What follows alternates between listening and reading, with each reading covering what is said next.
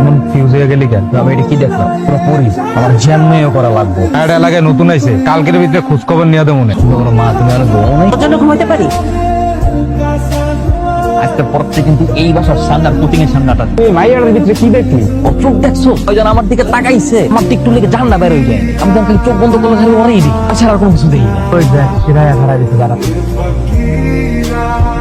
তো চল তখন যাবো গাড়ি দেখি। 10টার দিকে তো কোচিং এ যাবে, কোচিং সেন্টারের সামনে যায় খারামু।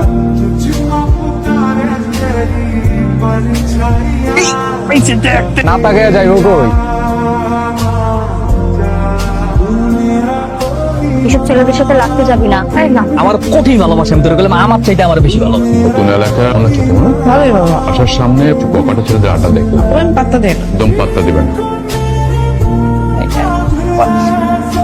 না।